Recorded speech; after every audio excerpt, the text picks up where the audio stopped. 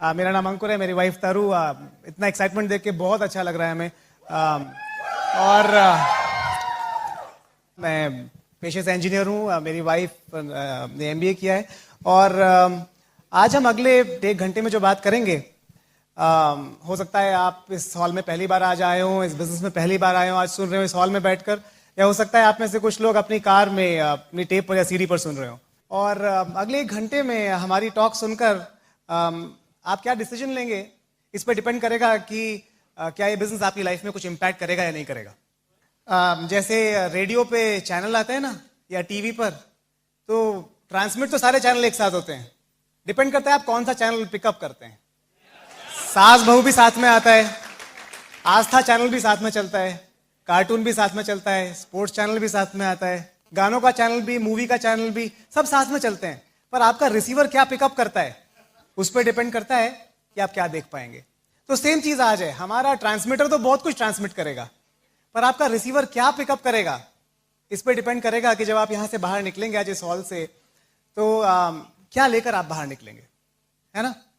आपने सुना होगा शायद, success is 99% perspiration and 1% inspiration. सुना है आपने? किसी ने कहा है सक्सेस 99% मेहनत है और 1% इंस्पिरेशन है। और हम में से बहुत लोग सोचते हैं कि 99% पर्सपिरेशन मतलब ज्यादा मेहनत करना जरूरी हो, कि वो 99% है। पर मेरे ख्याल से वो जो 1% है वो ज्यादा इंपॉर्टेंट है, क्योंकि जो 99% पर्सपिरेशन है वो तो सब कर रहे हैं। कौन आदमी है जो मेहनत नहीं कर रहा है, जो पसीना नहीं बहा रहा है, जो रोज सुबह से लेकर रात तक 12 घंटे काम नहीं कर रहा है? कौन? पर क्या हर एक आदमी सक्सेसफुल है? फर्क शायद उस 1% इंस्पिरेशन का है ना। क्योंकि कुछ लोगों के पास वो 1% इंस्पिरेशन है, कुछ लोगों के पास नहीं है, और शायद उससे बहुत बड़ा फर्क पड़ जाता है। तो बहुत लोग सोचते हैं, आप शायद यहाँ बैठे हो और सोच रहे हो हमें क्या जरूरत है इन्हें सुनने की, इस कपल को, ये हमें जानते नहीं है, ये लोग पता नहीं कहाँ से आए हैं और ये क्या बात करेंगे। तो शायद हम आपको आज वो 1% इंस्पिरेशन दे पाए, है ना। वो हमारा गोल है। मुझे आपके बारे में नहीं पता है, पर अगर मैं देखूं अपने बैकग्राउंड में, तो मेरे पड़ोसियों में, रिलेटिव्स में, पहचान के लोगों में, कलीग्स में, दोस्तों में, कोई भी आदमी ऐसा नहीं है जो करोड़पति हो। मैं किसी ऐसे आदमी को नहीं जानता अपनी पर्सनल लाइफ में, इस बिजनेस से पहले, जो मर्सिडीज बेंज चलाता हो, या बीएमडब्ल्यू चलाने का सपना भी रखता हो, या एक पैलेशियल मकान में रहता हो। तो वो जो 1% इंस्पिरेशन है, उसका कोई सोर्स नहीं है। वो कहां से मिलेगी, ये क्वेश्चन है। आपकी लाइफ में मुझे नहीं पता कि कितने लोग हैं जो आपको वो 1% इंस्पिरेशन दे सकते हैं फाइनेंशियली सक्सेसफुल होने की। ये आप देख रहे हैं ना, ब्रिट वर्ल्ड वाइड इंडिया, इसका एक ही चार्टर है। इसका चार्टर है unlimited association with financially free people. मतलब आप इतने फाइनेंशियली फ्री लोगों से अपनी जिंदगी में इस ऑर्गेनाइजेशन के थ्रू मिल सकते हैं जिनसे आप कभी नहीं मिल सकते। और हमारे साथ वही हुआ है। पिछले कुछ सालों में मैं एक सिंपल इलेक्ट्रिकल इंजीनियर हूं, पर इस ऑर्गेनाइजेशन के थ्रू इतने सारे लोगों से मिलना हुआ है, इतनी इंस्पिरेशन मिली है कि हम लाइफ में ऊपर उठना शुरू हो गए। हम जान पाए अपने स्पॉन्सर्स को, दीपक और शालिनी चौधरी, वो फाउंडर्स एम्ब्रोज हैं, कैलिफोर्निया में रहते हैं और बहुत बड़ा बिजनेस है वर्ल्ड वाइड, बहुत ड्रीम बिल्डर है। उनके ऊपर शाजू और रम्या जनार्दन फाउंडर्स एम्ब्रोज हैं, और उन्होंने हमें बहुत इंस्पिरेशन दी है। उनके ऊपर है मणिपाल और रेणुका रेड्डी, ईडीसीज। और अगर आप मणिपाल का घर देखेंगे, मणिपाल और रेणुका जी का घर देखेंगे, उन्होंने अभी $2 मिलियन का घर बनाया है, ओवरलुकिंग अ गोल्फ कोर्स। और इतना सुंदर है, आपको देख के लगेगा कि अरे हमारी पहचान का कोई आदमी बना सकता है जिसको हम जानते हैं, तो शायद हम भी एक दिन कर सकते हैं। वो इंस्पिरेशन है ना। अभी मेरे अपलाइन सैन होजे में रहते हैं, वहां पर राज शाह का सेमिनार था। आप जानते हैं सब, राज और संगीता शाह, बहुत बड़ा बिजनेस उनका वर्ल्ड वाइड। और राज शाह ने अपने घर की स्लाइड शो दिखाया था, अपने घर का, जो उन्होंने नया घर बनाया है। और वो बता रहे थे कि उनकी आंखें चुंधिया गई। उन्होंने कहा ऐसा घर हमने आज तक जिंदगी में देखा नहीं है। आप अपने सामने छू सकते हैं एक आदमी को, और उसने वो किया है, और वो आपको सिखाने आया है कि आप कैसे कर सकते हैं। तो लोग तो बहुत है जिनके पास बहुत पैसा है, बहुत सक्सेस है, बहुत फेम है, पर उनमें से कितने लोग हमें कुछ सिखाने को तैयार हैं, ये फर्क है। उन्हें कोई मोटिवेशन नहीं हमें सिखाने की। ब्रिट वर्ल्ड वाइड के थ्रू हम ऐसे बहुत सारे लोगों से मिल सकते हैं। हमारे बहुत अच्छे दोस्त हैं, हमारे क्रॉस लाइन फ्रेंड राजा, नरेंद्र और अंजलि, 26-27 साल के। उनसे हम कितना सीख पाए। अनुराग और निधि अग्रवाल दिल्ली में रहते हैं, एमबीए में अपना बिजनेस शुरू किया था, बहुत यंग, अंडर 30 इयर्स एज। तो इंस्पिरेशन के अनलिमिटेड सोर्स अवेलेबल है ना। क्या आप लेंगे, उसका फर्क है।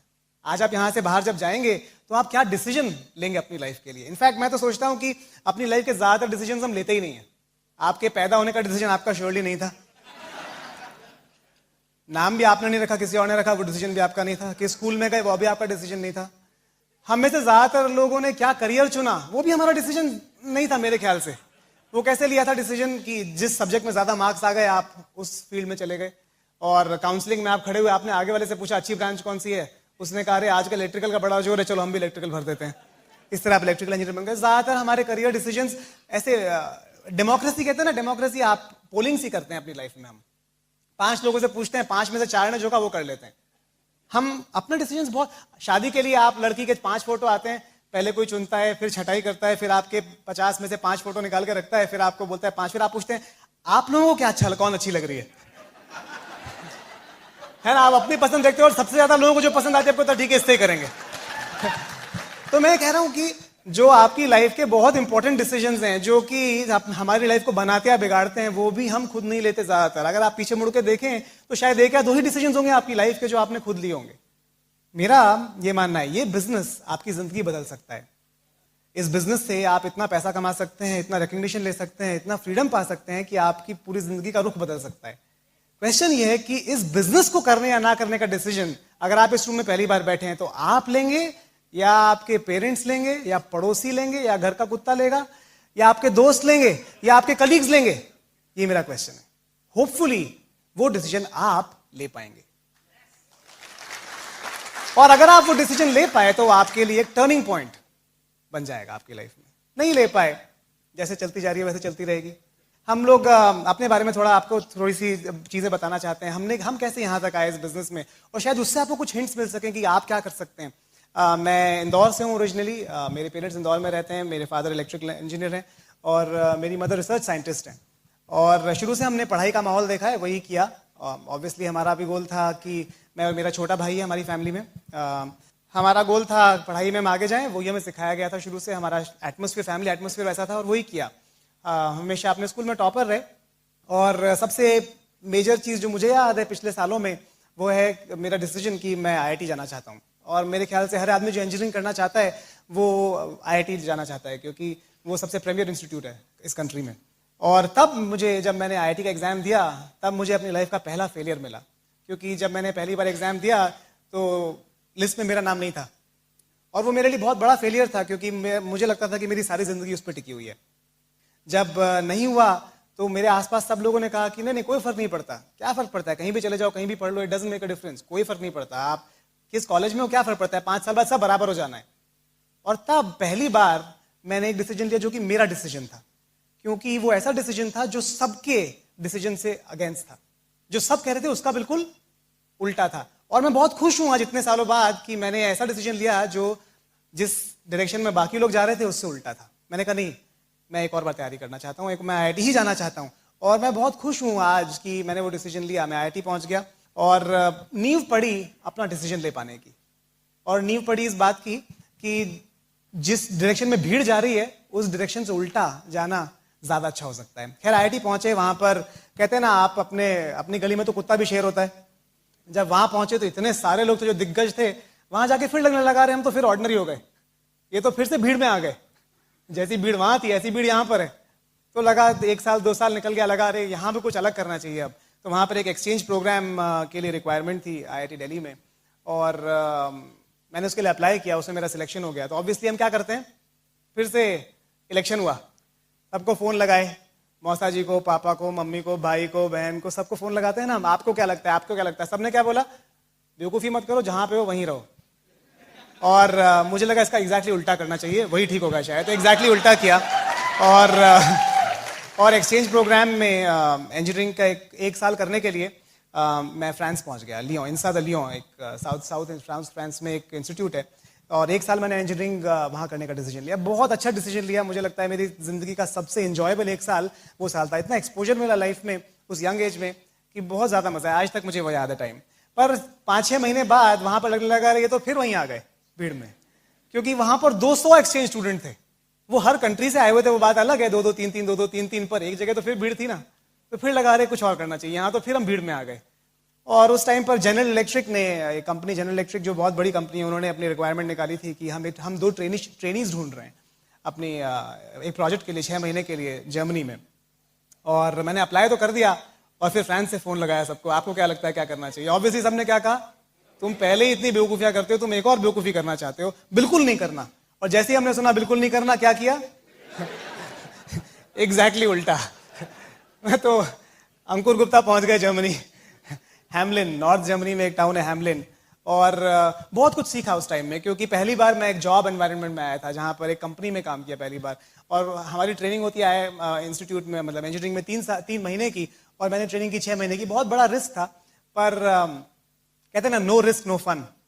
तो एक बहुत बुजुर्ग कपल के साथ में रहता था, उनको ओपा ओमा कहता था, दादा दादी। जो दादा थे ओपा, उनकी एज थी 95 ईयर्स और दादी की एज थी 92 ईयर्स, और वो भी जिंदगी में उल्टे चले थे। जब वो यंग थे तो उनकी शादी नहीं करने दी किसी ने उनको, क्योंकि उस टाइम पर बड़ा रेशियल डिस्क्रिमिनेशन था, और उनकी आप अलग अलग शादी हो गई, दोनों के अलग अलग बच्चे हो गए, बच्चों की शादी हो गई, एक की वाइफ मर गई, एक के हस्बैंड की डेथ हो गई। जब वो 80 साल के थे, 85 साल के, तो बाजार में एक बार मिले, उन्होंने कहा क्या है यार, सारी जिंदगी बेकार कर दी, अब साथ में रहेंगे। और मैं उनके घर पे पेइंग गेस्ट था, बहुत मजा आया, मैंने बहुत कुछ सीखा। उस एज में 95 और 92 की एज में वो इतने रेडिकल थे, इतनी ओपन थिंकिंग थी उनकी, कि मुझे लगा कि मेरी एज में मेरी थिंकिंग इतनी ओपन नहीं जितनी उनकी थी। और वो 6 महीने बहुत मजा आया। पहली बार मैं जॉब एनवायरनमेंट में था, तो मुझे समझ में आया कि जॉब एनवायरनमेंट में पैसा तो ज्यादा मिलता है, पर कॉलेज में जो फ्रीडम था वो नहीं था। तो लगने लगा अरे कितना अच्छा होता अगर कॉलेज की तरह टाइम होता और यहाँ कंपनी की तरह पैसा होता, पर वो पॉसिबल नहीं है। और तब मुझे लगने लगा कुछ और तरीका होना चाहिए जिससे कि दोनों चीजें मिल सकें। एनीवेज वापस आ गया, इंजीनियरिंग खत्म की, और फिर अगला बड़ा डिसीजन आदमी क्या लेता है, नौकरी कहाँ करेगा। तो मेरे पास 2 कंपनीज के ऑफर थे, एक बहुत बड़ी कंपनी से था, टेक्सास इंस्ट्रूमेंट से, और एक छोटी कंपनी था, उस टाइम पे बहुत छोटी थी वो कंपनी, सिनॉप्सिस, वहां से। और फिर क्या किया, अब मैं सारे प्रोफेसर से जाके पूछा आपको क्या लगता है कौन सी कंपनी ज्वाइन करनी चाहिए? सबने कहा बड़ी कंपनी ज्वाइन करनी चाहिए। एग्जैक्टली जाके उल्टी कंपनी ज्वाइन कर ली, छोटी वाली। वो डिसीजन भी बहुत अच्छा रहा। तो मेरी लाइफ में जो सबने कहा उसका उल्टा डिसीजन हमेशा अच्छा रहा है। और मैं आपको अश्योरेंस दे सकता हूं कि आपकी लाइफ में भी अगर आप वो डिसीजन लेंगे जिसमें भीड़ चल रही है या जो भीड़ बता रही है उल्टा लेंगे, आपको मजा बहुत आएगा, ये गारंटी है। खैर बैंगलोर पहुंच गया, और बैंगलोर से बड़ी भीड़ कभी देखी ही नहीं थी। हमें लगता था सॉफ्टवेयर इंजीनियर बहुत बड़े आदमी हो गए। बैंगलोर पहुंच के देखा तो वहां एक रूम में आप घुसो हॉल में तो 500 लोग बैठे हुए हैं कंप्यूटर लेके, तो आपको लगता है अरे हम कहाँ आ गए यहाँ पर। ये तो कभी सोचा नहीं था कि यहाँ पे इतने मीडियोकर, इतने नॉर्मल, इतने जनरल बन जाएंगे। और वहां जाके सोचने लगे कुछ और करना चाहिए। और इस बीच मैंने ये बिजनेस देखा, और जब मैंने बिजनेस देखा तो मुझे लगा कि एक तरीका है जिससे बहुत डिफरेंट हुआ जा सकता है लाइफ में, बहुत कुछ अचीव किया जा सकता है। और इस तरह से मैं इस बिजनेस में आ गया। मैं और मेरा एक रूममेट गणेश, हम लोग यूएस गए हुए थे एक प्रोजेक्ट के लिए, और 3 महीने के लिए हम लोग गए थे। वहां पर मेरे रूममेट को दीपक चौधरी जो हमारे अपलाइन है, उन्होंने बिजनेस दिखाया, और उसने मुझे कॉल ही नहीं किया मीटिंग में। उसे लगता था कि मैं बिजनेस कभी नहीं करूंगा, मैं आईआईटी से हूं और मैं कुछ बड़ा करना चाहता हूं, इसलिए उसने मुझे बिजनेस दिखाया ही नहीं। 3 हफ्ते बाद ज्वाइन करने के उसने मुझे एक दिन शाम को कॉल किया और कहा कि अंकुर एक मीटिंग हो रही है, कुछ बिजनेसमैन मिल रहे हैं, तुम आना चाहो तो आ जाओ। ऑलमोस्ट ऐसा कहा था कि कोशिश करो ना ही आओ तो अच्छा है। और मुझे वो बात अच्छी नहीं लगी, मुझे लगा ये तो कुछ छुपाना चाह रहा है। मैंने कहा नहीं जरूर आऊंगा, करना क्या है वहां पे, हो क्या रहा है? नहीं वो मिल रहे हैं, कुछ बात कर रहे हैं, तुम आना चाहो तो आ जाओ, जरूरी नहीं आना। आपने कभी इन्वाइट किया किसी को इस तरह से? नहीं है ना, बिल्कुल अच्छा तरीका नहीं है। तो मैं मीटिंग में पहुंच गया, मीटिंग अटेंड की, और जब आप मीटिंग अटेंड करते हैं हमारे बिजनेस में तो आपको वो सर्कल्स दिखाते हैं 6 and 4 and 3, तो वो कुछ भी समझ में नहीं आया। मुझे लगता है किसी को भी समझ में नहीं आता जब पहली बार देखते हैं कि क्या हो रहा है ये। पर मुझे जो समझ में आया वो ये समझ में आया कि यहाँ पर जो लोग मुझे दिख रहे हैं वो बहुत शार्प हैं, बहुत एजुकेटेड हैं, बहुत एम्बिशियस हैं, और ऑलरेडी अपनी लाइफ में बहुत सक्सेसफुल हैं। जिन्होंने मुझे बिजनेस दिखाया था, दीपक कॉर्नेल से हैं, अपने करियर में बहुत सक्सेसफुल थे, और सारे लोग मुझे ऐसे मिले, हस्बैंड्स और वाइफ्स थी। मुझे बड़ा अच्छा लगा। मैंने पहली बार बिजनेस मीटिंग देखी थी कोई जहां पर हस्बैंड और वाइफ साथ में थे किसी मीटिंग में। मुझे लगा ये इस जगह की क्रेडिबिलिटी बाकी जगहों से ज्यादा है। और उन्होंने मुझे कुछ मटेरियल दिया मुझे, और मटेरियल लेके मैं घर आ गया। उन दिनों मैं अपने बॉस के घर रह रहा था। मेरे बॉस का नाम था जॉन सेडाल, वो एक कॉन्फ्रेंस के लिए यूरोप गया हुआ था, और मैं उसके घर पे रह रहा था। एक्चुअली उसके पास एक कुत्ता था, वो कुत्ते का ध्यान रखने के लिए मैं रह रहा था। वो कहते हैं ना बॉस के लिए तो कुछ भी करेगा, बॉस के कुत्ते के लिए भी कुछ भी करेगा। तो कह नहीं मैं मजाक कर रहा हूँ आप। असली रीजन कुत्ता नहीं था, असली रीजन था कि मेरे बॉस के घर पे एक जकूजी थी और होम थिएटर सिस्टम था। मुझे मूवी देखने का बहुत शौक है, मूवीज देखने का। मुझे लगा 15 दिन ऐश करेंगे, इसलिए मैं वहां पर रह रहा था। उन्होंने मटेरियल दिया, मैंने मटेरियल अंदर रख दिया, जेम्स बॉन्ड की मूवी देखी रात को। उन्होंने कहा था अगले दिन मिलने आएंगे, और बिजनेस में लोग अपने टाइम के बड़े पक्के होते हैं। अगले दिन शार्प 6 बजे वो घर पहुंच गए, वो और गणेश। उन्होंने कहा कुछ क्वेश्चन है तुम्हारे? आपके क्वेश्चन तब होते जब कुछ समझ में आता है। मैंने कहा नहीं कोई क्वेश्चन नहीं है। उन्होंने कहा शुरू करो। मुझे लगा बिजनेस शुरू करना मतलब आपने समझा, बिजनेस कभी शुरू करते हैं तो ऐसा होता है ना कि हाँ 1-2 महीने लगेंगे, सारे प्रोसीजर्स करने पड़ेंगे, पेपर वर्क करना पड़ेगा। मुझे लगा शायद 1-2 महीने लगेंगे स्टार्ट करने में। मैंने कहा ठीक है शुरू करते हैं। वो गए अपनी कार में एक डब्बा उठा के लाए, उन्होंने कहा वेलकम टू द बिजनेस। मैंने कहा अरे ये तो बहुत जल्दी हो गया।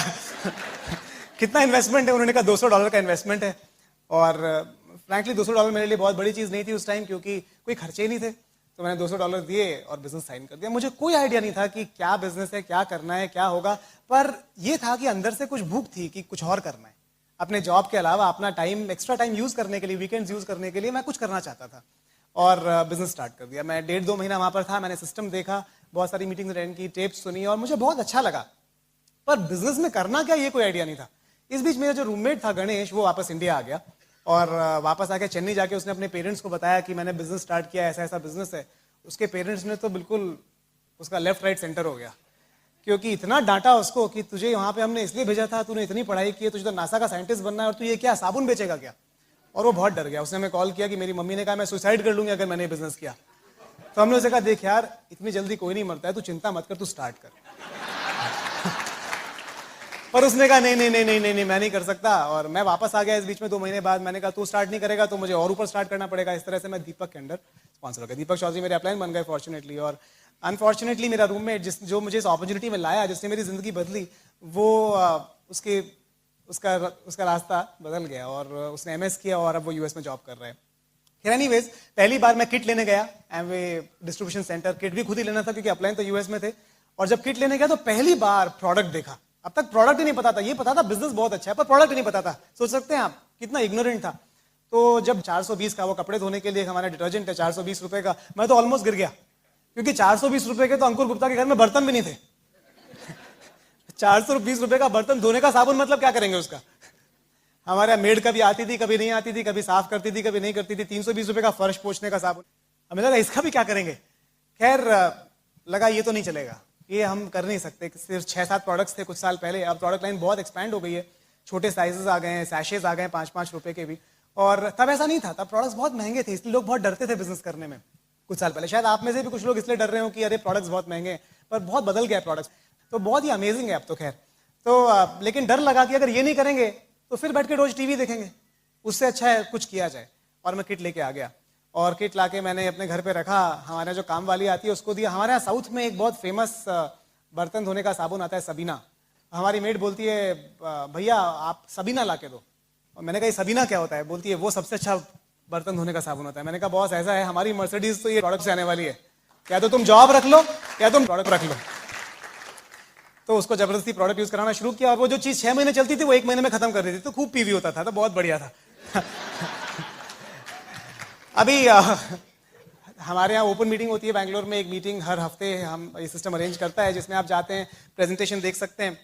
और मैं भी उसमें जाता था, सूट पहन के, टाई पहन के, शार्प सॉफ्टवेयर इंजीनियर। और बिजनेस की कोई खबर नहीं, क्योंकि मैं लोगों को प्लान दिखाता था, बिजनेस दिखाता था। मैं 1 घंटा उनको दिखाता ये बिजनेस कैसे चलेगा, वो 2 घंटा मुझे दिखाते थे कि कैसे नहीं चलेगा। और मुझे कहते थे कि तुम अपनी जिंदगी बर्बाद कर रहे हो। तो 1 घंटा 2 घंटा भाषण सुनना पड़ता था उनसे। और फिर कहते थे जब तुम 50,000 रुपए कमाओगे तब आना, तब हम स्टार्ट करेंगे। तो खैर वो तो भूल गए, इतनी लंबी लिस्ट है उनकी कि कभी याद भी नहीं किया उनको। लेकिन हर बार मीटिंग में जाते थे और 0%, क्योंकि जब आप प्रोडक्ट यूज नहीं करेंगे, बेचने का तो सवाल ही नहीं है।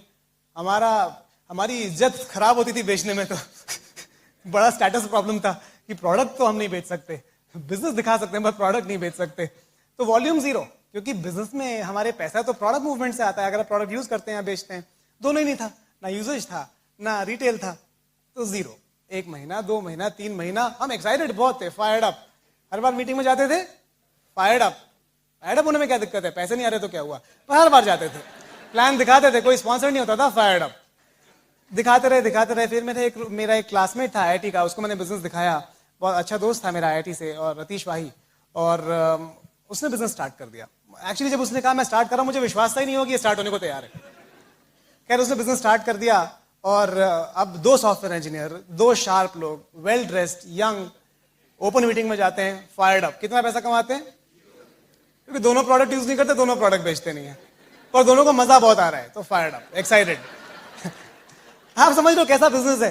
कोई बिजनेसमैन दुनिया में इस तरह बिजनेस नहीं कर सकता जिस तरह हमारा जितनी गलतियां आप इस बिजनेस में कर सकते हो और जितना ये बिजनेस आपको माफ करेगा, दुनिया का कोई बिजनेस आपको उतना माफ नहीं करेगा, है ना। आप एक दुकान खोल के देखो और 2 महीना 3 महीना 4 महीना कुछ भी मत करो, आप सरवाइव नहीं कर सकते उस बिजनेस में। हमारा ही बिजनेस है जहां पर इतनी बेवकूफियां करके हम जैसे लोग सरवाइव कर सकते हैं और फिर भी आगे बढ़ सकते हैं।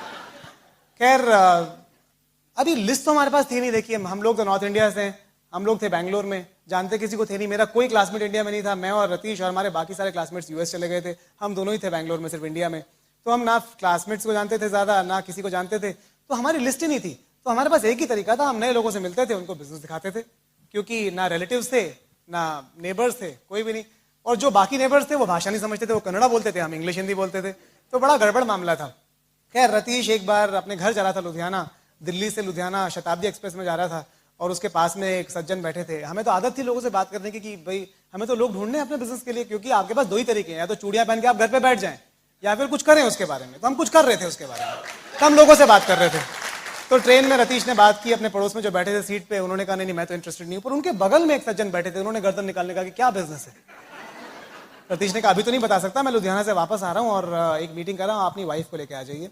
वो बहुत बड़े बिल्डर थे, ऑलरेडी बहुत सक्सेसफुल थे अपने करियर में, और अपनी वाइफ के लिए कुछ ढूंढ रहे थे। रतीश जब वापस आए तो रतीश ने अपलाइन से बोर्ड लिया और पहली बार बोर्ड पे प्लान दिखाया। दीपक चौधरी इंडिया आए हुए थे एक शादी के लिए, अपनी बहन की शादी के लिए, और रतीश ने पहली बार प्लान दिखाया। बुलाया 10-12 लोगों को था, कोई नहीं आया, सिर्फ ये कपल आया था। रतीश ने प्लान दिखाया, प्लान के बाद एक कपल बोलता है हम स्टार्ट करने को तैयार हैं। ऐसा तो हमने कभी सुना ही नहीं था। आज समझ रहे हो, एक्सपेक्टेशन ही नहीं थी कोई स्टार्ट भी करता है। एक्सपेक्टेशन सिर्फ ये थी कि बहस करेगा और बोलेगा नहीं चलता है।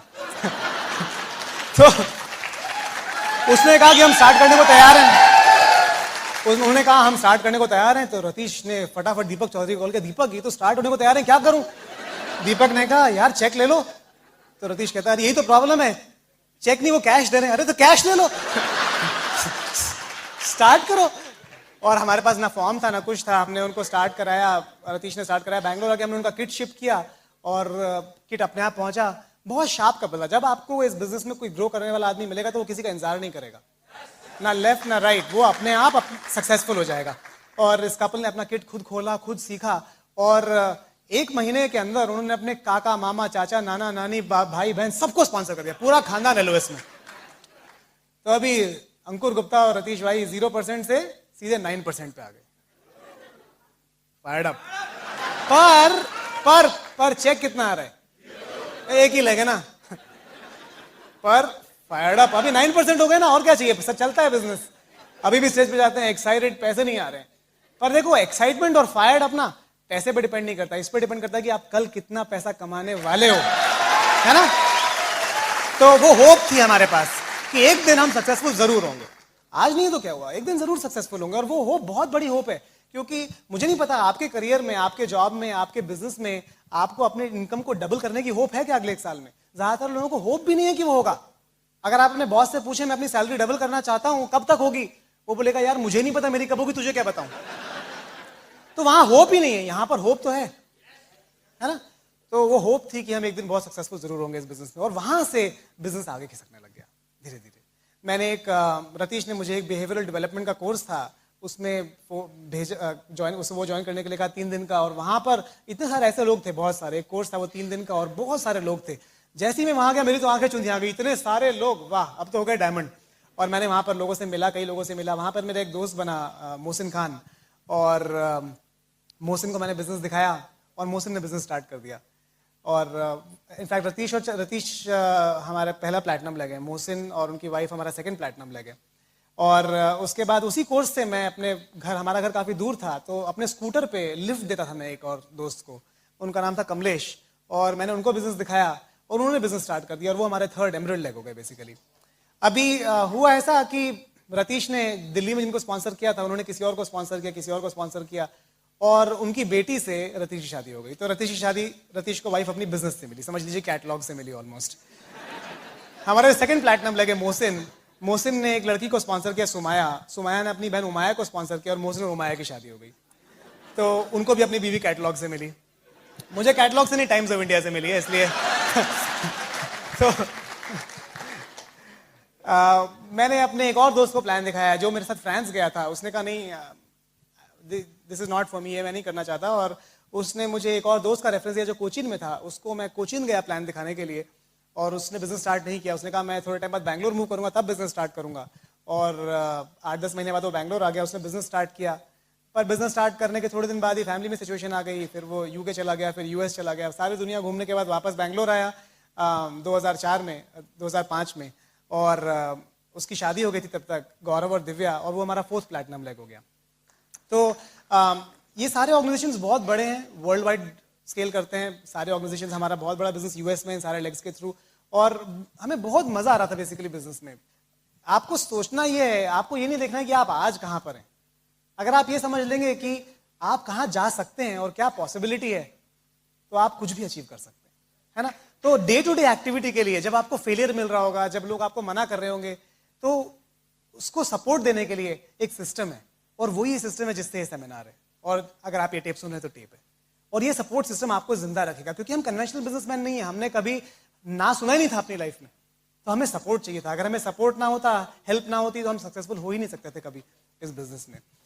2004 तक ऐसा हुआ कि मेरी और तरु की हमारी पार्ट टाइम इनकम इस बिजनेस से, अपने जॉब से 2 या 3 गुना हो गई थी। और 2004 में हमने डिसाइड किया कि अब जॉब की जरूरत नहीं है, और बहुत बड़ी रिटायरमेंट पार्टी दी, और अब मैं और तरु दोनों हम लोग घर पे रहते हैं। हमारा 2.5 साल का एक बेटा है, और बहुत मजा आ रहा है। लाइफ इज अनबिलीवेबली गुड, है ना। इस बिजनेस का फ्यूचर बहुत ब्राइट है। जिस तरह से प्रोडक्ट लाइंस एक्सपैंड हो रही हैं, जो चीजें हो रही हैं, वो बिल्कुल अनबिलीवेबल हैं, आप सोच भी नहीं सकते हैं। अगर हम देखें आज से 8 साल 7 साल पहले जो प्रोडक्ट्स थे और जो आज थे, बिजनेस बिल्कुल बदल चुका है। आज से 7 साल बाद आप फिर भी नहीं पहचान पाएंगे अपने बिजनेस को, क्योंकि फिर बिल्कुल बदल चुका होगा। क्वेश्चन ये है कि आज इस बिजनेस के लिए कौन काम करेगा। जो आज काम करेगा वो 7 साल बाद उसका फायदा उठा सकता है ना। तो मेरी वाइफ और मैं, हम लोग इक्वल पार्टनर्स हैं अपने बिजनेस में।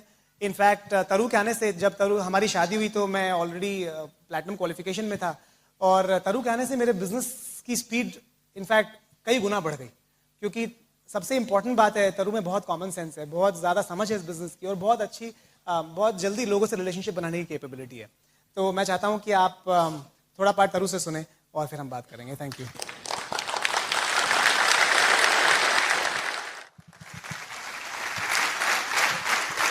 Thank you. मेरा नाम तरु है, और मैं स्पेशली उन लोगों से बात करना चाहती हूँ। मैं आपको बताना चाहती हूँ, अंकुर और मैं परफेक्ट मैच हैं। हमारी पूरी बात सुनिए, हमारी पर्सनालिटी एकदम एक्सट्रीम ऑपोजिट है। जितना आपने अंकुर से सुना, मेरी लाइफ इसकी एक्सट्रीम ऑपोजिट थी। मैं बताती हूँ कैसे।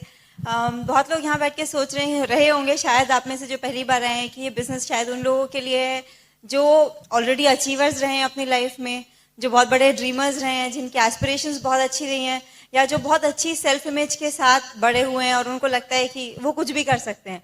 तो अगर आप ऐसा सोच रहे हैं कि सिर्फ वही लोग सक्सेसफुल हो सकते बिजनेस में, तो ऐसा नहीं है। इट डजंट मैटर कि आपका स्टार्टिंग पॉइंट इस बिजनेस में क्या रहा है, क्योंकि मेरा स्टार्टिंग पॉइंट बिल्कुल अलग था। मैं यूपी से बिलोंग करती हूँ, और मेरे फादर गवर्नमेंट जॉब में हैं, में थे, अभी 2 महीने पहले रिटायर हुए हैं, और मदर हाउसवाइफ हैं। मेरी एक बड़ी सिस्टर है, और मैरिड हैं, बॉम्बे में रहती हैं, उनके हस्बैंड IIT से हैं वो भी। और मेरा एक छोटा ब्रदर है, उसकी वाइफ, दोनों होटल इंडस्ट्री से हैं, और वो यूके में सेटल्ड हैं, और मैं बीच में हूँ। तो मेरी पूरी फैमिली प्रीटी मच इंजीनियर्स की फैमिली है। तो मेरे फादर भी चाहते थे कि हम तीनों बच्चे इंजीनियरिंग में जाएं, जो नहीं हुआ। तीनों ने अपने अपने लिए अलग अलग प्रोफेशंस चुने। तो दूसरी ऑप्शन थी कि लड़कियों के लिए हस्बैंड्स इंजीनियर्स ढूंढ दिए जाएं। तो मेरे पापा भी मेरे लिए IIT का लड़का ढूंढ रहे थे। तो टाइम्स ऑफ इंडिया, जैसे उन्होंने बोला, टाइम्स ऑफ इंडिया के थ्रू हमारी शादी हुई। और मैं बहुत करियर ओरिएंटेड थी। करियर ओरिएंटेड में मैंने MBA किया HR में। मैं ओबरॉय होटल्स में जॉब करती थी, और जब मैं पढ़ रही थी तो बेसिकली मैंने ऐसी लाइन चुनी थी, मैं चाहती थी मैं जॉब करूं, करियर ओरिएंटेड थी। पेरेंट्स ने बहुत अच्छी लाइफ दी, लेकिन मैं देखती थी हर 4 साल में ट्रांसफ़र होता है, नए स्कूल, नए फ्रेंड्स, नया एनवायरनमेंट। तो मुझे लगता था कि अगर मैंने किसी गवर्नमेंट ऑफिशियल से शादी की तो लाइफ कंफर्टेबल तो ज़रूर होगी, पर मैं अपना करियर नहीं बना पाऊंगी। मैं किसी बड़े सिटी में सेटल होना चाहती थी। मुझे लगता था कि अगर छोटे सिटी में गई तो सिर्फ शायद टीचिंग ही एक प्रोफेशन रहेगा जो मैं कर पाऊँ, और MBA करके मैं वो तो नहीं करना चाहती थी। तो इसलिए इसकी वजह से मैं करियर बनाना चाहती थी। तो IIT का लड़का ढूंढ रहे थे, सॉफ्टवेयर इंजीनियर ढूंढ रहे थे, और मैं चाहती थी बैंगलोर या पुणे जैसे किसी बड़े सिटी में सेटल हो जाऊं। तो वही हुआ। और लेकिन जब जब मैं सोचती हूँ कि करियर ओरिएंटेड सोचती थी, लेकिन मैंने 5-6 साल से आगे कुछ नहीं सोचा था, क्योंकि सिर्फ लिमिटेड थिंकिंग थी, ज्यादा लंबा विजन नहीं था। सिर्फ लगता था कि ठीक है कुछ साल जॉब करेंगे, उसके बाद क्या, उसके बारे में कभी नहीं सोचा था। और बिल्कुल भी ड्रीमर नहीं थी, बस इससे ज्यादा लाइफ के बारे में नहीं सोचा था। अंकुर से जब मिले तो तब पहली बार ड्रीम बिल्डिंग, ड्रीम्स क्या होते हैं, बड़ी एम्बिशन क्या होती है लाइफ में, पहली बार वो देखने को मिला अंकुर के एसोसिएशन में आके। अंकुर तो ऑलरेडी जैसे उन्होंने बताया सिल्वर प्लैटिनम क्वालिफिकेशन में थे उस समय, और पूरी तरह से ब्रिज सिस्टम में थे, एम्बिशियस पहले से ही थे। तो हम लोग की शादी और एंगेजमेंट में कुछ 8 महीने का गैप था। उस समय मेरा बहुत ज़बरदस्त एक्सपोजर हुआ पूरा बिजनेस में। तो पहली बार जब हम लोग की बात होती थी तो अंकुर ने सबसे पहला जो मेरा ड्रीम बनना शुरू हुआ, अंकुर एक घर के बारे में बात करते थे, ड्रीम हाउस। सबके आपके घरों में आपके फ्रिज वगैरह पे पिक्चर्स होंगी, तो अंकुर के दिमाग में वो कैसा घर चाहते हैं उसकी पिक्चर एकदम क्लियर थी। आप लोगों ने, कितने लोगों ने शांति सीरियल देखा है? दूरदर्शन पे आता था बहुत साल पहले, मैं स्कूल में थी, मुझे याद है स्कूल से वापस आते थे तो सबसे पहले खाने की प्लेट लेके वो सीरियल देखने बैठते थे। तो अंकुर बोलते थे कि मुझे शांति मैंशन, मुझे वो घर बनाना है। तो मैं इमेजिन करती थी, अरे वाह वो घर तो काफी अच्छा था, उसमें एक इंडोर स्विमिंग पूल होगा, उसमें 4-5 कार खड़ी करने का गैराज होगा, सर्कुलर ड्राइववे होगा। तो वो मुझे इतनी डिटेल में घर समझाते थे कि मुझे ऐसा घर चाहिए। तो मैं इतनी इनोसेंट थी, मुझे लगता था कि अंकुर सॉफ्टवेयर इंजीनियर हैं, अच्छी जॉब है, यूएस इतना जाते रहते हैं, तो जो शायद डॉलर्स बचते हैं उससे ये घर बनेगा। तो मुझे ये आइडिया नहीं था कि जितने भी लोग शॉर्ट ट्रिप के लिए यूएस जाते हैं और डॉलर्स बचाते हैं, उससे आप एक एक्सपेंसिव बाथटब तो लगा सकते हैं बाथरूम में, पर स्विमिंग पूल वाला घर नहीं बना सकते। और रियलिटी यही है। देखिए हम अपने फ्रेंड्स को, फैमिली को, जो लोग हमारे साथ हैं, सबको यही करते हुए देखते हैं। बहुत ज़्यादा ड्रीम रहता है, लगता है कि हाँ जाएंगे, ऑन साइड जाएंगे, पैसे कमाएंगे, और उस पैसे से एक टाइम के लिए तो आप कुछ कर सकते हैं। जैसे सब लोग क्या करते हैं, अगर बैंगलोर में आपको अच्छा फ्लैट भी खरीदना है तो 45-50 लाख का आता है, तो आप जो भी पैसे बचा के आप शायद 20 लाख का डाउन पेमेंट दे देंगे, 30 लाख का ईएमआई ले लेंगे। या तो फिर आप जब एक अच्छी ट्रिप के बाद जो भी अपने पैसे बचाएं वापस आएंगे तो आपकी छोटी गाड़ी थोड़ी बड़ी गाड़ी में बदल जाएगी। लेकिन आप इससे ज्यादा उससे कुछ नहीं कर सकते, क्योंकि बहुत बड़ा फर्क ये है कि वो इनकम वन टाइम इनकम है, उसमें कैश फ्लो कुछ नहीं है, पर मंथ आने वाली कोई एक्स्ट्रा इनकम नहीं है। तो ये बात मुझे उस समय समझ में नहीं आई थी। ये तो था जो हम लोग मटेरियलिस्टिक ड्रीम्स की बात करते थे। दूसरी चीज जो मुझे बहुत अच्छी लगी, अंकुर बात करते थे कि वो बोलते थे एक परफेक्ट मैरिज होना चाहिए, हमें रोल मॉडल बनना है दूसरों के लिए, रोल मॉडल बनना है, परफेक्ट बेटा होना चाहिए, परफेक्ट बहू बनना है, परफेक्ट बहन भाई का एग्जाम्पल, परफेक्ट रिलेशनशिप्स। तो मुझे लगता था कौन 24 ईयर ओल्ड ऐसा है जो, और अंकुर बोलते थे कि जिस सोसाइटी ने हमें इतना दिया है, हमें उस सोसाइटी के लिए कुछ करना है। हम दोनों बराबर एज के हैं, मैंने अपने किसी फ्रेंड को, किसी कलीग को, जो मेरी एसोसिएशन थी, मैंने किसी को इस डायरेक्शन में सोचते हुए ही नहीं देखा था।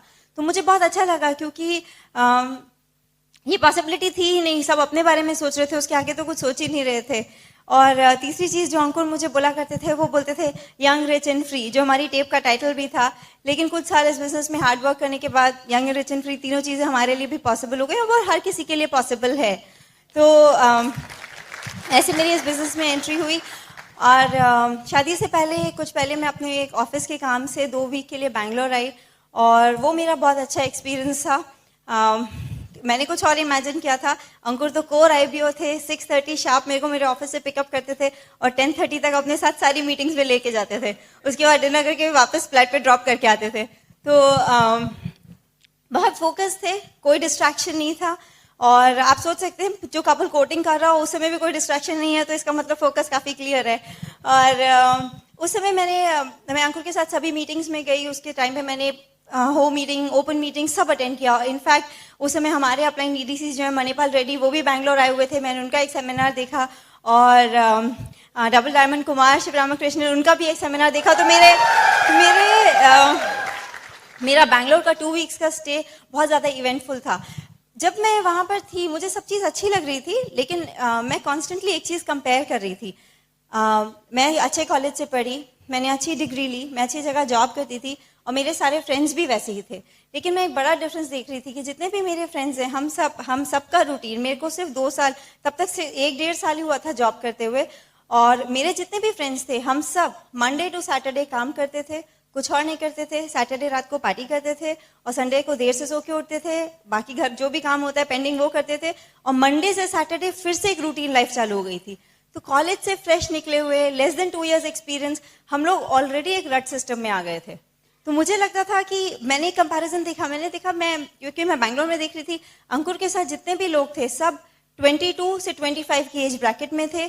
सबकी डिग्री, सबके कॉलेजेस मेरे कॉलेज से बेटर थे, सब IIT और अच्छे इंजीनियरिंग कॉलेज के थे। सबके जॉब्स मेरे और मेरे फ्रेंड्स के जॉब से ज़्यादा पेइंग जॉब्स थे। और उसके बाद भी उन सबकी एक डायरेक्शन थी लाइफ में, सबका एक ऑलरेडी एक गोल था, उनके पास गोल था, उनके पास ड्रीम था, और उस ड्रीम को अचीव करने के लिए वो ऑलरेडी फ्यूचर का व्हीकल भी चूज कर चुके थे। तो मुझे एक बहुत बड़ा कॉन्ट्रास्ट लगा कि वही 24 साल के लोग यहाँ हैं, वही 24 साल के लोग मेरे फ्रेंड सर्कल में हैं, लेकिन एक डायरेक्शन का फर्क है।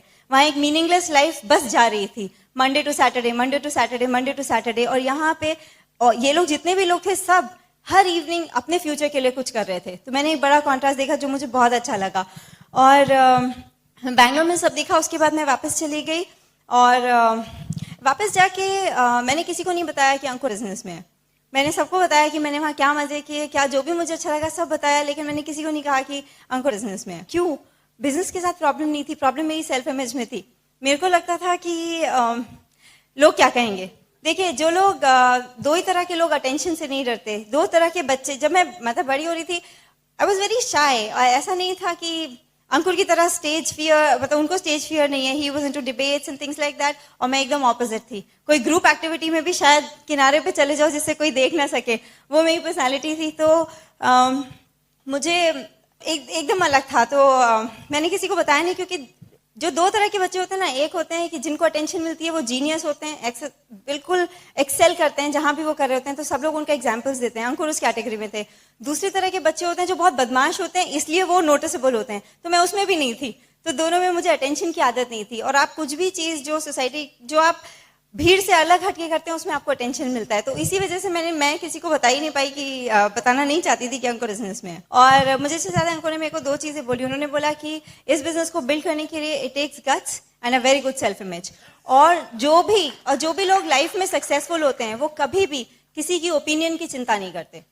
कोई भी सक्सेसफुल आदमी चिंता नहीं करता कि लोग क्या कहेंगे, उसे कोई फर्क नहीं पड़ता। तो मैं आपको ये इसलिए बता रही हूँ क्योंकि अगर आपका स्टार्टिंग पॉइंट अलग है, अगर आप अपने स्पाउस से बिल्कुल अलग हैं, इससे कोई फर्क नहीं पड़ता। अगर आप ब्रिट एसोसिएशन में रहेंगे, और अगर लेडीज, अगर आप मेरे जैसे हैं कि ड्रीमर भी नहीं थे, और लेकिन इस एसोसिएशन में रहेंगे और हस्बैंड के सबमिशन में रहेंगे, तो चलते चलते आपको ड्रीम भी मिल जाएगा, रीजन भी मिल जाएगा। तो ब्रिट सिस्टम में बहुत पावर है, आपकी पर्सनालिटी टोटली ट्रांसफॉर्म हो सकती है, क्योंकि वो मैंने अपने साथ खुद ही देखा है। फिर उसके बाद हम लोग की जब शादी हो गई, मैं शादी के बाद बैंगलोर वापस आई। और एक्चुअली इससे पहले एक बहुत टर्निंग पॉइंट मेरा कुछ और ही था। टर्निंग पॉइंट हम लोग की शादी से 1 महीने पहले बॉम्बे में एक FED हो रहा था। नवंबर 2000 में मैंने एक FED अटेंड किया, और अंधेरी स्पोर्ट्स कॉम्प्लेक्स में था। बहुत सारे लोग आए थे, बहुत डिफिकल्ट था उसमें आना। पर अंकुर ने मुझे एक चीज बोली कि अगर तुम वहां पे नहीं आओगी तो हमारा बिजनेस 1 साल पीछे हो जाएगा। मैंने अंकुर का कमिटमेंट देखा था बिजनेस में, तो मुझे लगता था कि मेरी वजह से कैसे बिजनेस पीछे हो सकता है। तो किसी तरह पेरेंट्स को मनाया और मैं बॉम्बे आ गई। और वहां मैंने पहली बार मेरा फेथ लेवल आया बिजनेस में, और मैंने बिग पिक्चर देखा इस बिजनेस का। FED हम लोग का सबसे इंपॉर्टेंट इवेंट होता है, सबसे इंपॉर्टेंट फंक्शन है। और उस फंक्शन से मुझे कुछ 2-3 चीजें बहुत क्लियरली याद है। पहली चीज जो मैंने देखी, बहुत सारे लोग थे, अंकुर तब तक सिल्वर क्वालिफाई कर चुके थे। मैंने देखा हजारों की लाइन लगी हुई है, पर उसके बाद भी लेडीज और जेंट्स की कोई अलग क्यू नहीं थी। लेडीज बहुत कंफर्टेबल थी, कोई स्मोक नहीं कर रहा था, कोई ड्रंक नहीं था, कोई धक्का मुक्की नहीं हो रही थी। और यूपी में अगर लड़कियां थिएटर नहीं जाती हैं सिर्फ इसी वजह से क्योंकि एनवायरनमेंट अच्छा नहीं होता। तो मैंने कभी नहीं इमेजिन किया था कि किसी ऐसी जगह इंडिया में जहां इतनी बड़ी गैदरिंग हो, इतना ऑर्गेनाइज्ड हो सकता है। तो मेरे को बहुत अच्छा इंप्रेशन पड़ा पहले। और उसके बाद जब फंक्शन स्टार्ट हुआ, तो मुझे 3 कपल्स याद हैं जिन्हें मैंने स्टेज पे देखा, कांति एंड लता गाला, कुलीन मीना देसाई एंड कुमार एंड अंजलि। तो मैं बताती हूँ मुझे क्या चीज़ याद है। मुझे उन लेडीज़ के, मुझे उनकी ड्रेसेस याद हैं, मुझे उनके हैंडबैग्स याद हैं, मुझे उनकी ज्वेलरी याद है, मुझे उनके सैंडल्स भी याद हैं। मुझे वो सब देख के सिर्फ ये समझ में आया कि जिस लाइफस्टाइल की बात अंकुर करते हैं, वो लाइफस्टाइल ऑलरेडी जो लोग स्टेज पे खड़े हैं ले चुके हैं। तो it's not a dream, it's a reality जो हमारे लिए भी थोड़े दिन में हो जाएगी। पहली चीज़ मुझे वो समझ में आई। दूसरी चीज जो मुझे बहुत ज्यादा इमोशनली अपील की, वो ये थी जिस तरह से स्पीकर्स ने अपनी वाइफ्स को स्टेज पे इंट्रोड्यूस किया। जब कांति जी ने लता जी को बुलाया, कुली जी ने मीना जी को बुलाया, और कुमार ने, जिन इन 3 लोगों का मुझे याद है, जिस तरह उन्होंने अपनी वाइफ को ब्रिंग अप किया, मैं सिर्फ एक चीज सोच रही थी, कितने लोग हैं जो 10-15 साल से ऊपर जिनकी शादी को हो गए हों, और वो इतने सारे हजारों के लोग की संख्या में लोग बैठे हैं और वहां पे इतनी तारीफ करके अपनी वाइफ को बुलाएंगे स्टेज पे। मुझे वो बहुत पसंद आया। मुझे लगा अगर इनके साथ हो रहा है तो मेरे साथ भी होगा। और जो एफईडी से मुझे यही याद है। और तीसरा फेथ, बिल्कुल सिंपल है। एफईडी उतने बड़े फंक्शन में ये फेथ आ जाता है कि अगर इतने लोग कर सकते हैं तो हम भी कर सकते हैं। और एक चीज जो मुझे बहुत ज्यादा अपील की वो ये थी, कांति जी ने बात की थी वर्टिकल अलाइनमेंट की। हम अपने बिजनेस में सिखाते हैं कि आपकी नंबर 1 प्रायोरिटी गॉड है, उसके बाद आपके स्पाउस है, फिर आपके बच्चे हैं, फिर आपके पेरेंट्स हैं, फिर आपका जॉब है और फिर आपका बिजनेस है। तो मुझे लगा जो आदमी करोड़पति है, मल्टी मिलियनेयर है, अगर वो इतनी चीजें लाइफ में हासिल कर चुका है क्योंकि उसने डिसीजन इस प्रायोरिटी में लिए हैं, तो इस बिजनेस के साथ लाइफ सिर्फ सही डायरेक्शन में जा सकती है और कहीं नहीं जा सकती। मुझे वो चीज बिल्कुल दिल में बैठ गई, क्योंकि मुझे लगा यही सही ऑर्डर है। यही हम जब बड़े होते हैं यही देखते हुए बड़े होते हैं, लेकिन शायद कभी कभी करियर और लाइफ को बैलेंस नहीं कर पाते। और उसके बाद मैं शादी के बाद बैंगलोर आ गई और उस समय कुछ डिसीजंस लेने पड़े हमें, जिसकी वजह से हमारा बिजनेस ग्रो हुआ। पहली चीज थी, सबसे पहले हमने डिसाइड किया कि मैंने जॉब छोड़ा। ये डिसीजन मैं आपको इसलिए बता रही हूँ क्योंकि मेरे पेरेंट्स इसके फेवर में बिल्कुल भी नहीं थे।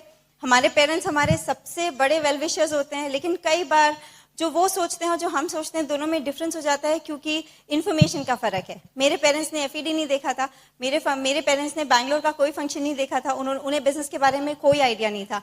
उनका सिर्फ ये क्वेश्चन था कि बिजनेस के लिए जॉब क्यों छोड़नी है, लेकिन उन्हें ये नहीं पता था कि हमारे एस्पिरेशंस कुछ अलग हैं। तो ये मैं इसलिए बोल रही हूँ क्योंकि कई बार it's okay to take that decision because exposure same नहीं है। और उसके बाद जब हम लोग ने अपनी लाइफ शुरू की तो कुछ छोटे छोटे डिसीजंस लिए, जिनकी वजह से हमने अपना फोकस क्लियर रखा बिजनेस में। जैसे मैं आपको कुछ छोटे एग्जांपल्स बताती हूँ। हम लोग जब अपना घर सेट कर रहे थे, हम टीवी फ्रिज वॉशिंग मशीन ये लोग सब लोग नॉर्मली खरीदते हैं। मैंने किसी का घर नहीं देखा था जिसके यहाँ टीवी नहीं होता, पर हम अपने बिजनेस में बोलते हैं नो पीवी ऑन टीवी।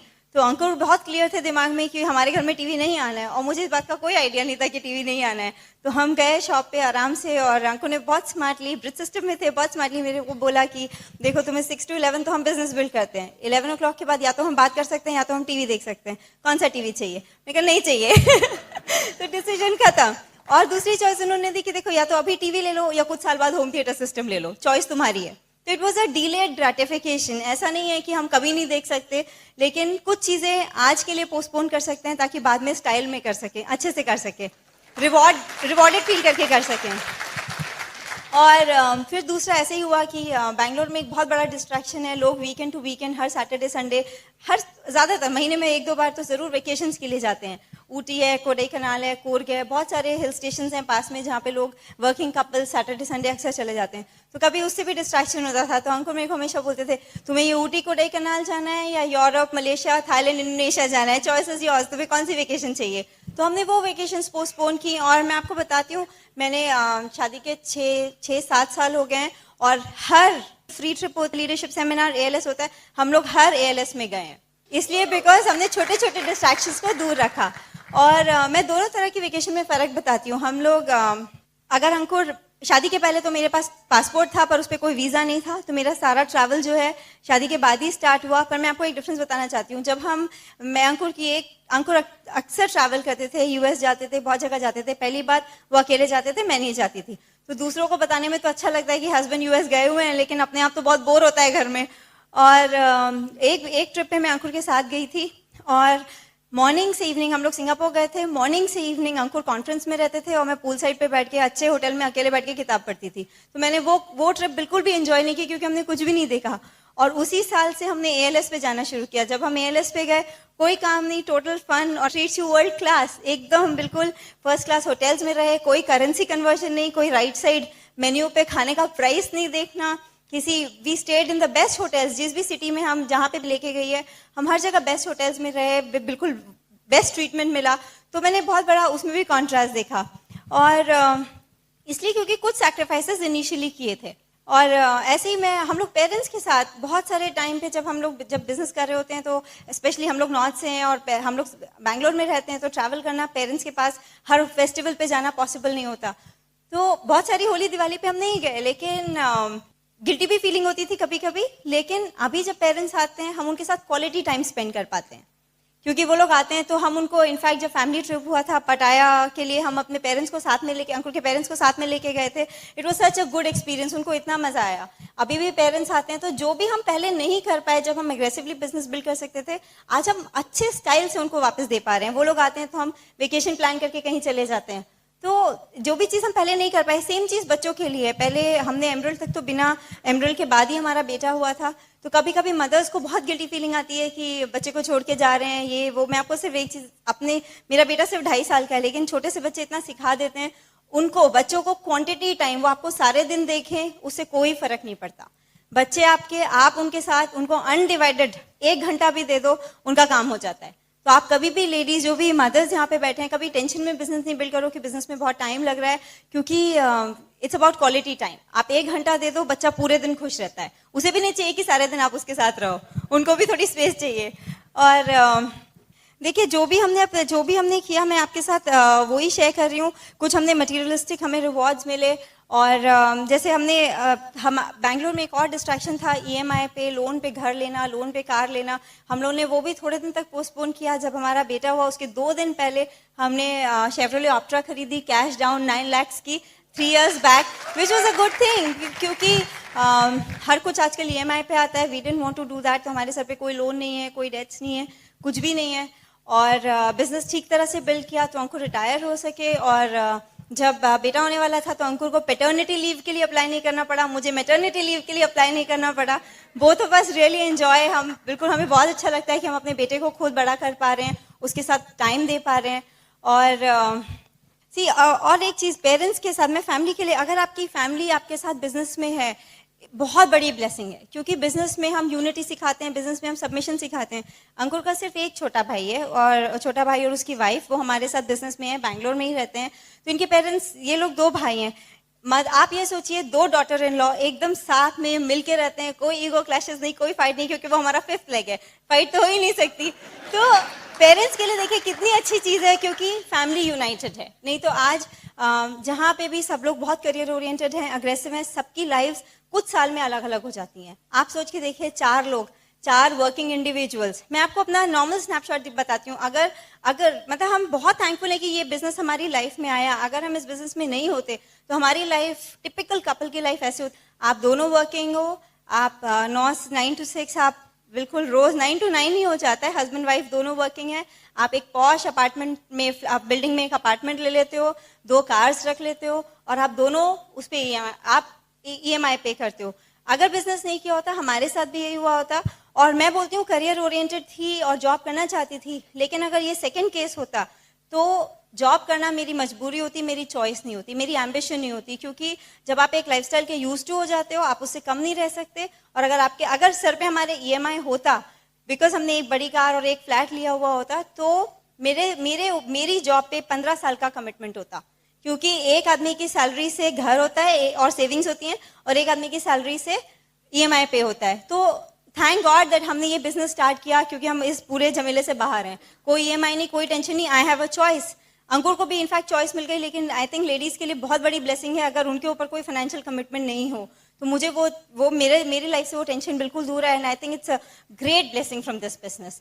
तो हमने मतलब हम दोनों ने बिजनेस साथ में बिल्ड करना बहुत एंजॉय किया है। सिर्फ मैं यही बताना चाहती हूँ कि हमने ये बिजनेस ऐसे टाइम पे किया है जब हम फाइनेंशियली कंफर्टेबल थे, हमें कोई अपेरेंट जरूरत नहीं थी बिजनेस करने की, और उसके बाद भी बिजनेस किया, और कोई भी कंपेलिंग नीड नहीं थी कि करना ही करना है, इसके बिना लाइफ नहीं चल रही। लेकिन बिजनेस बहुत सिंपल है, लेकिन फोकस चाहिए, डिसिप्लिन चाहिए, हार्डवर्क चाहिए, और कुछ टाइम के लिए डिस्ट्रैक्शंस को दूर रखना है। तो हमने भी छोटे छोटे डिसीजन जो नॉर्मल लोग नहीं ले पाते वो लिए हैं, इसलिए from an average life we have moved on to a great life. I enjoy talking to you. Back to Ankur. Wonderful, awesome, thank you. जब मैं बिजनेस लोगों को दिखाता हूँ, और आप भी जब दिखाते होंगे, मैंने एक बहुत कॉमन चीज देखी है, स्टेटस प्रॉब्लम। आपने देखा है, हम इतना बड़ा हम करते हैं, इतना पैसा कमाते, इतना बड़ा पोस्ट पे, हम ये बिजनेस नहीं कर सकते, स्टेटस प्रॉब्लम। तो एक बार जब मुझे कोई बोलता है ना कि हमने इतना पढ़ाई, मुझसे बहुत लोग पूछते हैं, आपने इतनी पढ़ाई की है, आप इतने सक्सेसफुल थे अपने करियर में, आप ये बिजनेस क्यों कर रहे हैं? ये बिजनेस तो कोई जिसने इंजीनियरिंग नहीं किया है या जो अपने करियर में सक्सेसफुल नहीं था वो भी कर सकता था। बहुत लोग मुझसे पूछते हैं, पर वो ये लोग बात नहीं समझ पाते कि जो पैकेज इस बिजनेस में है वो पैकेज आपको कहीं नहीं मिल सकता। कॉर्पोरेट लाइफ में मैं बहुत पैसा कमा सकता था पर फैमिली के लिए टाइम नहीं मिल सकता था साथ में। कॉर्पोरेट लाइफ में आप हायर पोजीशन पे हो सकते हैं, आपके नाम के आगे जनरल मैनेजर, वाइस प्रेसिडेंट हो सकता है, पर आपको जानने वाले आपके ऑफिस के सिर्फ 100 लोग या आपके आस पड़ोस के पड़ोसी या आपके रिश्तेदार ही हैं सिर्फ, और उसके अलावा कोई नहीं जानता है आपको। इस बिजनेस में आज हम जहां जाते हैं ऐसी जगहों पे जाते हैं जहां हम किसी को नहीं जानते और लोग हमसे आके हमसे मिलते हैं। रिकग्निशन इस बिजनेस से जितना आपको मिल सकता है, जितना फेम मिल सकता है, उतना आपको कहीं नहीं मिल सकता। वो अनबिलीवेबल है। जितना पीस ऑफ माइंड मिल सकता है इस बिजनेस के थ्रू वो नहीं मिल सकता। आप पैसा बहुत कमा सकते हैं पर रोज रात को आपको ठीक से नींद आए नहीं आए कोई भरोसा नहीं है। पर हमारे बिजनेस में अगर आपने सॉलिड बिजनेस बिल्ड किया है तो आप पीसफुली सो सकते हैं, क्योंकि आपको पता है कि आपकी इनकम आप पे डिपेंडेंट नहीं है ना। एक बार एक गांव में 3 आदमी जा रहे थे, एक लाइन में चल रहे थे, एक के आगे एक के आगे, और सर पे एक बहुत बड़ा पेड़ का तना लेके घूम रहे थे। पसीना आ रहा है, थके हुए हैं, हाँफ रहे हैं, बिल्कुल गिरने वाले हैं। एक आदमी ने रोक के पूछा, भाई साहब आप ये क्या कर रहे हो? तो बोले, बड़ी थोड़ी देर रुके, बड़े मुश्किल से रुके, इतना भारी तना था। बोले हम गांव में रहते थे, पास में एक नदी थी, नदी में बाढ़ आ गई और जब बाढ़ आई तो हमारा गांव पूरा डूबने लग गया, सब लोग डूब गए। हमने बड़ी मुश्किल से पेड़ का तना काटा, उसकी नाव बनाई और तीनों उसमें बैठकर हम बच गए। ये नाव के कारण ही हम बच पाए, इस पेड़ के कारण। अगर ये ना होता तो हम मर जाते। तो हम अब इतने आभारी हैं इस पेड़ के, इस नाव के, कि हमने डिसाइड किया कि जिंदगी भर से अपने सर पे लेके घूमेंगे। समझदारी की बात है क्या? लेकिन हम और आप ऐसा कर रहे हैं बहुत लोग। अरे हम 10 साल जॉब कर चुके हैं, हमने बहुत बड़ी डिग्री ली है और अब हम उसके इतने आभारी हैं कि हम जिंदगी भर सिर्फ वही करेंगे और कुछ नहीं करेंगे।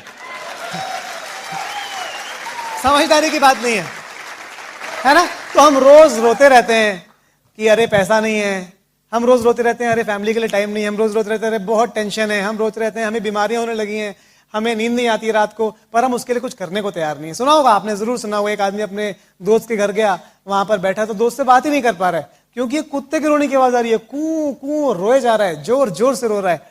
दोस्त ने पूछा, भाई क्या हो गया, ये कुत्ता क्यों रो रहा है तुम्हारा? बोले और उसको वो कील पे बैठा है इसलिए रो रहा है। बोले अरे उठ क्यों नहीं जाता? बोलता इतनी जोर से नहीं चुभ रही कि उठ जाए। तो बहुत सारे लोगों का हम में से यही हाल है, हम कील पे बैठे हैं पर उठना नहीं चाहते। जब इतनी चुभेगी कि ज्यादा दर्द होगा तब उठेंगे। तो होपफुली भगवान की आप पे दया हुई तो दर्द जोर से आज ही हो जाएगा और आप उठ जाएंगे और कुछ करेंगे, है ना? पर डिसीजन लीजिए अपनी लाइफ में। अगर आप डिसीजन नहीं लेंगे तो कुछ बदलेगा नहीं, और किसी की चिंता किए बिना डिसीजन लीजिए। ये मत सोचिए कि दूसरे क्या कह रहे हैं, दूसरे क्या सोचेंगे, दूसरे क्या कहेंगे। लाइफ में कोई कुछ भी अचीव नहीं कर पाया दूसरों के कहने से। आपको अपना डिसीजन खुद लेना पड़ेगा और ट्राई करना पड़ेगा अपनी लाइफ में। शायद ये बिजनेस आपकी जिंदगी वैसी बदल दे जैसे इसने हमारी बदली है। बहुत अच्छा लगा आपसे बात करके। Thank you and back to our host.